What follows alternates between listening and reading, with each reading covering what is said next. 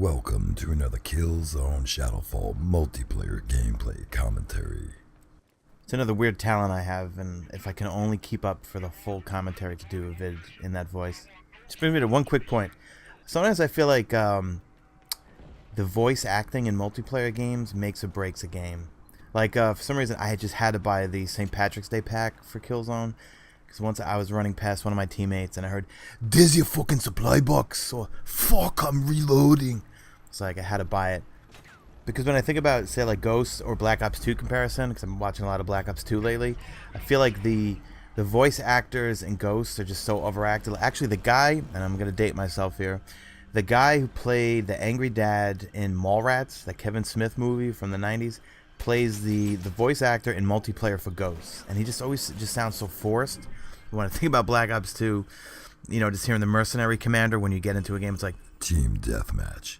Good news, the check cleared. It's go time. so just small things like that, I think, just add to either the, quote, coolness in the game or the realness. But anyway, I'm going to end up rambling. So let's get right into it. So we did the support, we did assault, we did insurgent, and let's do scout. Scout's been probably my favorite class since starting KillZone. And I am not a sniper. For previous games, I hate snipers. I hated sniping. You know, for Ghost, to get the ghillie suit, you got to get 850 chrome barrel kills, and I wanted to hang myself doing that. And even know why, because every other person in the fucking game has a ghillie suit, but I did it. Sniping is totally different in KillZone. With the scout class, I think I went on my longest gun streaks with just using a gun. I mean, I went on a 16 streak once with support, but half of it was from turrets and air drones. But with scout class, I've gone on more. I think the highest I went on gun streak, and that's a lot for me, guys, would be like a 7 or a 10. Not even an assault. Assault, maybe I do 6. But because of the abilities that I choose, and we'll get into all that, you can go on streaks really, really easily with scout class. So for once in a game, the sniper class pretty much gives you a lot of options. It's not just like 1, maybe 2 guns that are really good. Pretty much everything is pretty useful, but I find I tend to use, I'd say 3 or 4 out of the 5. And one is a DLC one, which we'll just talk a little bit about. But they give you the options to have a running gun class, because with some of the sniper rifles that they give you, you're deadly up close with hipfire, and we'll get into that. And you'll see me hipfire a lot of people, because the hitbox for hipfire with 3 of the guns are really, really small, and you can murk people really close and still be very accurate at long distance. Then there's your traditional sniper rifle, one-shot kill, cross map. If you shoot him in the toe from cross distance, you're probably going to kill him. And that's the one I'm using right now. It's called, excuse me, it's called the Fours. And then there's a burst fire, kind of like assault rifle, which is good. I don't use it at all in this video, because just for me personally, I'm not very good with burst fire guns, but whatever. All right, let's get into the different guns. So the first 2 guns that we're going to go over are the STA 101 and the Vulture, okay? And the STA 101 is what I use the most. I love the thing. The Vulture and the STA 101 both have basically the same unlocks in terms of scopes. You're going to see a clip later on where I try to use the 4x zoom on the Comrade, and I'm terrible with it. So for the Comrade, you really just want to use your hollow sight or the ACOG. And the Comrade is just a hip fire machine. You can murk people up close with it. You can, I think, long distance is about 3 shots, maybe 4. But if you get a headshot, you could even take someone down in 1 to 2 shots, depending on how damaged they are. Vulture is more of a long distance gun. It has a pretty wide hip fire box, so that's a gun that you definitely don't want to hip fire with. That's one that I would use the 4x zoom, and I would use the ACOG. You might want to use the hollow on it, but I just find that the Vulture is a gun that you're not going to want to run and gun with. So the Comrade and the Vulture, as they have the same attachments, what I would definitely look to unlock is the silencer. That is great. And it's not like other games where, like in Call of Duty, you get a penalty if you use a silencer in terms of damage and in terms of range. With KillZone, there's no penalty for using a silencer. And for me, aiming wise, it takes all that muzzle, or it takes most of the muzzle flash out of the picture for you. There's another one like a taser, and there's an e-missile. I didn't unlock the e-missile, so I don't even know what it does. if I need something like that, I'm just gonna go with my pulver. But the taser, I find it just kind of awkward to use. It's kind of hard to tase people with it, but just really go to unlock that silencer. It's phenomenal.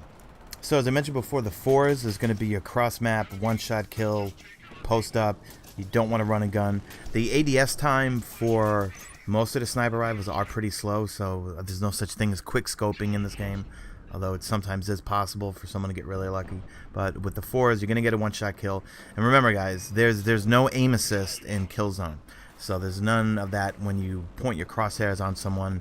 You feel that kind of drag where it wants to pull you towards your target. There's none of that. So you really got to be accurate. And with the fours, you got a 4x zoom and a 10x zoom. I haven't unlocked the 10x zoom yet because I really haven't used it as much. But the 4x I find is just great. So the last two guns that you get is, one is a DLC, which is the STA-14, I think it's called. I'm sorry, I don't have the picture up in front of me. The STA-14 is it's exactly like the Comrade in terms of all stats, in terms of range, damage, everything, even the hipfire box, but it has no attachments, and it basically already comes with a zoomed-in ACOG. I think it's like a 4X type ACOG, but you can't put a silencer or anything on it, and it's basically the same exact, or at least I feel, the same exact gun as the Comrade.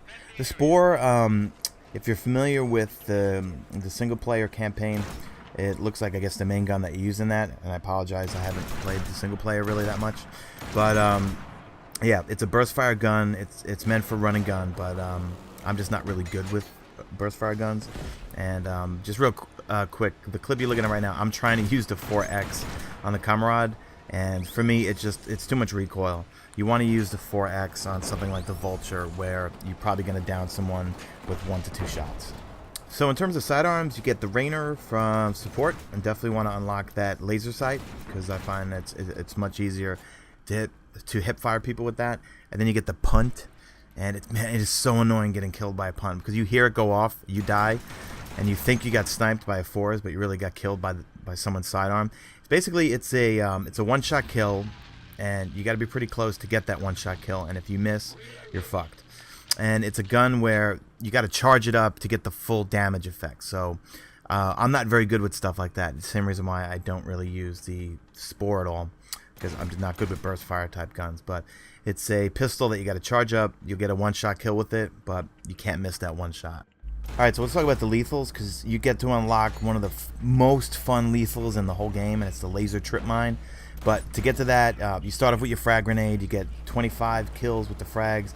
Then you get the remote C4. The remote C4 is so annoying, because you got to deploy it, and then you have to manually blow it up. And you need to get 10 of those kills and another 25 frag kills to unlock the laser trip mine. And it's so annoying, but it's worth it to get the laser trip mine. Because laser trip mine, you basically you deploy it, and if someone goes over, they blow up. And it's got a pretty big damage radius. They're a little easy to spot, so you want to put them in doorways. I sometimes put them on ceilings. Sometimes put them in little corners where people aren't going to notice them, because basically when you deploy it, it has these little I think it's 3 or 4 little lights that shoot out of it. So if you see one and it's green, that means it's your teammates, and if it's red, that means it's an enemy. So just don't put them out in the open, but it's almost a guaranteed kill. And I believe you can have 2 out at a time. You get 1, but when you deploy it and then you die, it still stays there, and you have another one that you can deploy. And I'm not sure what happens to the first one if no one gets killed by it, if it disappears. I thought that it would just disappear once you die, but apparently it doesn't.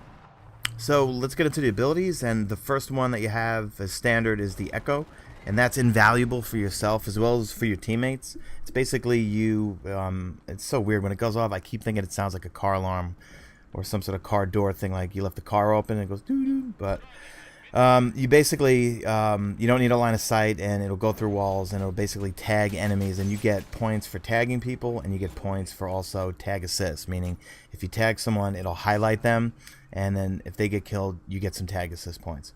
It's also useful for it'll basically highlight anything that's enemy equipment.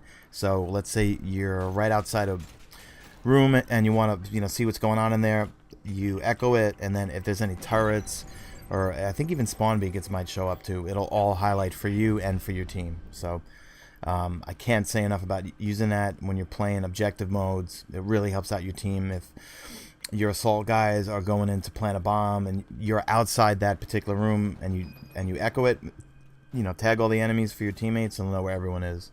So out of the abilities, the only one that I use is the emergency teleport, and I think it's. I mean, it may be a little corny, and a little bit on the cheap side, but I love it, and that's what gets me on my streaks, because you get into really bad situations. Because, like I said, with these sniper rifles, especially the STA-14 and the Comrade, you can get up close to people because you're gonna hip fire. You got a powerful weapon that at medium range you can take people out really quick, and if you get into a situation where you come around the corner, there's a few people, just teleport right out of there. If someone's shooting at you with a pulver or some sort of weak support weapon, just teleport right, as soon as you feel the first 2 shots hit you. So that's pretty much the main ability that I use. Stun drone is basically the same thing as assault. It's a little drone that will fly around you and stun people. And then the cloak, I don't use it all just because, I don't know, I just have a thing. I hate cloak killers. I hate being cloak killed. It's annoying. It basically turns you semi-invisible. You run around, you have your knife. You can melee, but you can't brutal melee. So I believe they can be revived. And as soon as you melee someone, you come out of cloak and you're standing there with your weapon. I don't know. I just feel that at all times I need that emergency teleport, to get me out of the situation. But I do find that with the cloak kills, even to level it up, I mean, I think you got to get like 400 or something like that, cloak kills, and I am just not about to run around and just knife people for games and games just to get it stupid leveled up. And just right there, I put a laser trip mine right on that capture point, and that's pretty much where you want to put them. They're also really good, the laser trip mines. Put them on when you're playing beacon retrieval or beacon safeguard, put it on the beacon.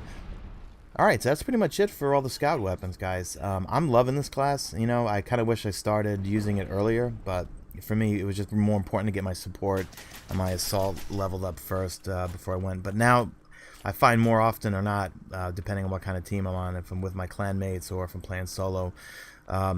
In fact, playing solo, I'll play scout more because I can just not really worry about winning the game. If I'm playing on a team of randoms who aren't going to put spawn beacons, I'll just snipe the whole game. I'll just take people out from high spots and just teleport out of there. But it's a lot of fun, and in this particular game, they give you so many different options. You can have your traditional sniper like the Forest. You can sit back, post up, get those one-shot kills. You can run and gun with the Comrade or the STA-14 and hip fire people, take people out at medium range. And then you got your Spore if you want to try to take an assault rifle. Well, I guess it's kind of a hybrid, I guess. Like it looks like a submachine gun, but it kind of feels like the damage and has the sights of an assault rifle. But I'll leave that up to you. All right, so that's it, guys. I hope you enjoyed this session of KillZone Shadowfall. If you enjoyed the content, please leave me a like. Subscribe if you want more. We should have some more information, I guess, tomorrow. Well, actually, no. I'm probably going to upload this on Friday. So, yeah, we should be getting information regarding co-op, which should be coming soon. And I'm pretty excited about that. And that's it, guys. I'm out. Please leave me a like and a comment, and I will see you on the next video.